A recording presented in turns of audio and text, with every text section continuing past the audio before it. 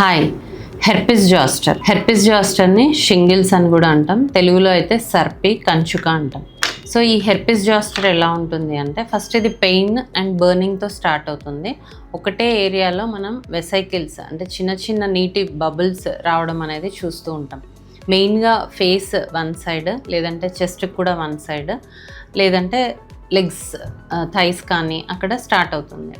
So ఇది ఒకటే ఏరియాలో ఉంటుంది, అక్కడ ఉన్న నర్వ్స్ని ఎఫెక్ట్ చేస్తుంది. చిన్నదనంలో వచ్చిన చికెన్ పాక్స్ వైరస్ కొన్ని నర్వ్స్లో అలాగే ఉండి, ఎప్పుడైతే మనం అడల్ట్స్గా అవుతామో అప్పుడు మనకి ఇమ్యూనో డెఫిషియన్సీ వచ్చినప్పుడు ఈ హెర్పిస్ జాస్టర్ వచ్చే ఛాన్స్ ఉంటుంది.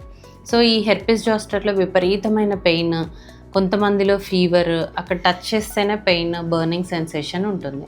సో దీనికి ఎలాంటి ట్రీట్మెంట్ తీసుకోవాలి? కొన్ని యాంటీవైరల్ మెడికేషన్స్ అండ్ ఈ పెయిన్ని కంట్రోల్ చేసుకోవడానికి లిగ్నోకేన్ జెల్లీస్ యూస్ చేయాల్సి ఉంటుంది. అండ్ లాంగ్ టర్మ్ కొంతమంది ఓల్డ్ ఏజ్ వాళ్ళల్లో ఈ పెయిన్ అనేది 6 months to 1 year కూడా ఉండొచ్చు. అలాంటప్పుడు వాళ్ళకి కొన్ని గాబాపెంటిన్, కొన్ని B complex tablets and injections ఇవ్వాల్సి ఉంటుంది.